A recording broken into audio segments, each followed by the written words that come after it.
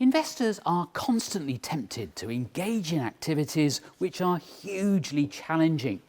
Even if we know that most people will fail, we still convince ourselves that we will be the exception.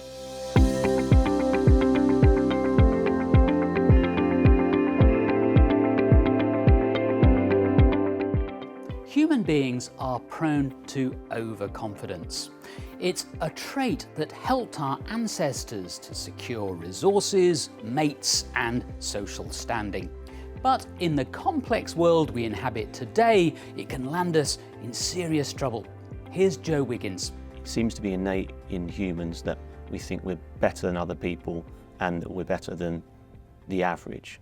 So when we see the advert for the betting company and it says in the footnotes, 90% of our clients lose money, we think we're in the 10% almost inevitably. So we tend to think that even if other people fail, we will be successful. The classic example of overconfidence is if you have a group of people in a room and you ask people to put their hand up if they think they're an above average driver, the vast majority of people put their hands up in the room. Now, that could be true if you have one very bad driver in the room, but generally speaking, we think we are better than most people at most activities.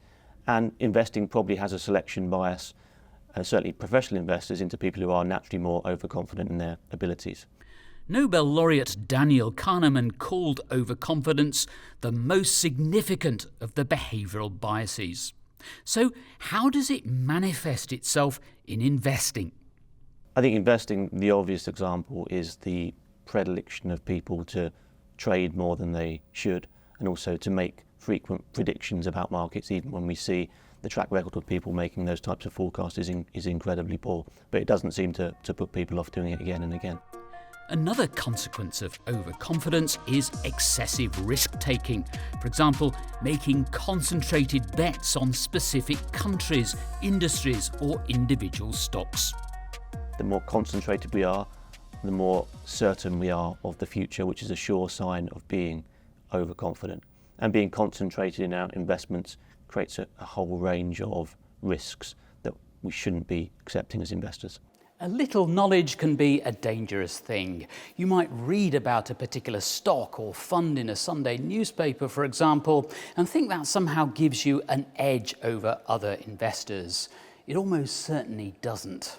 A lot that's out there is noise, and it can be hard to separate the signal from the noise. And so to the extent that you aren't doing that perfectly, making that separation, you're going to be focused on noise and basing your decisions on ephemeral things. We have this remarkable capability to zoom in and zoom out, and we often don't do it because the zooming in is so compelling. What are the details about this particular investment, this particular company, and what are people interested in these days? Okay, that's useful information sometimes, but you also have to back up. What percentage of new offerings succeed? What percentage of companies have a new CEO, perform better, etc.?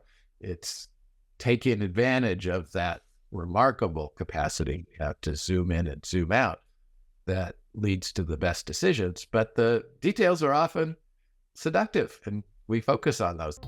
There's been a big increase in recent years in online trading, but most retail traders lose money, and the more they trade, the more they lose. It's very stark. I mean, the more you trade, your performance just drops quite quickly. When you trade stocks, the people that you trade against, usually these are institutions who have much better information than you do, who charge a markup when you buy and sell. They have a lot of more information. So the more you trade, the more likely you're gonna basically lose some money. Investors tend to frame trading as the equivalent of playing tennis against a training ball. Playing tennis against a trading ball is very easy. You hit the ball, you see where it hit, you can position yourself just right to hit it back.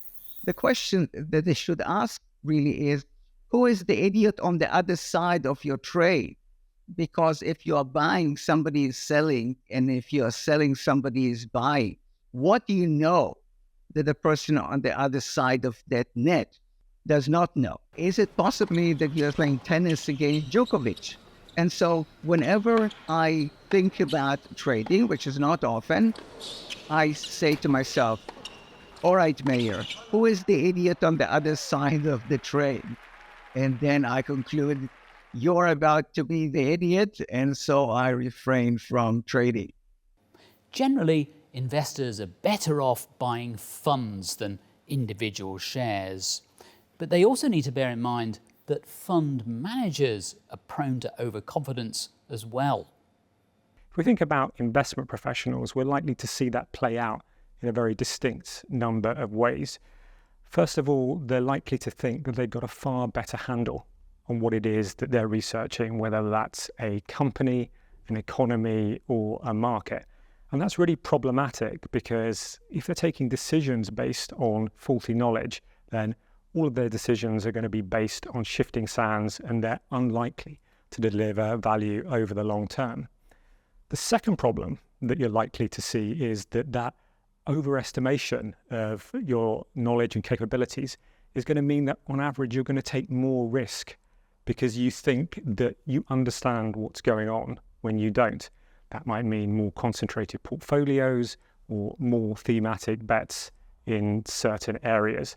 And maybe you'll get it right, but the chances are it's going to cause challenges for you over the long term. And the last and saddest problem of all of this is that people who are overconfident often don't realize it. There's a very clear body of evidence that says that people with high levels of confidence in their own ability can recognize bias in others, but they don't see it in themselves. So when things do go wrong, they'll tend to blame it on external factors, perhaps rather than factors within themselves. Now, the big challenge we have in all of this is that in some areas we can spot overconfidence quite easily. So let's take a scenario. We ask an electrician to come and rewire our house. They look at it and they look at us and say, yeah, I can do that, no problem at all. But literally every time they put in a socket or a light fitting and they go and test it, we smell burning, we see the fuse board going off. We can tell really quickly whether the electrician is overconfident in their ability to rewire our house.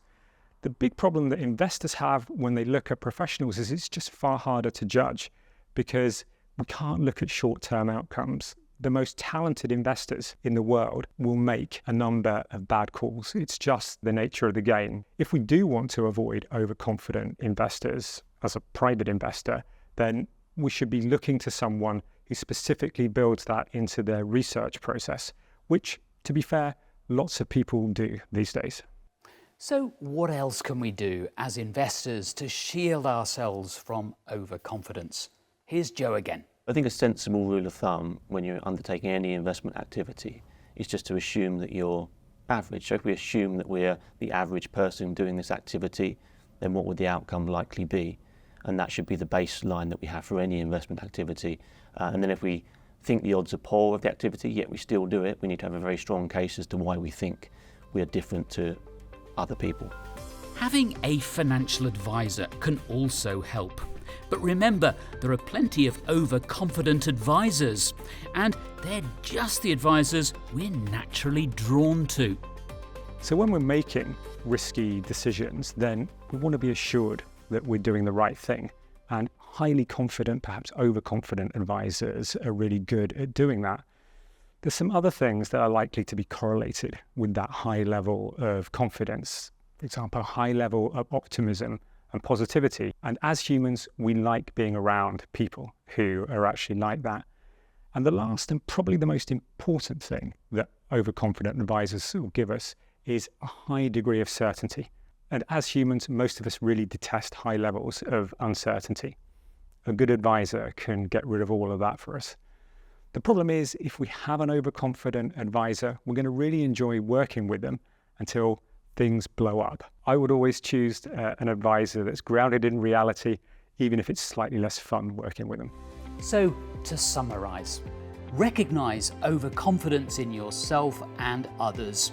Don't assume you're a better than average investor, and choose an advisor who's grounded in reality. Don't let overconfidence jeopardize your future financial security.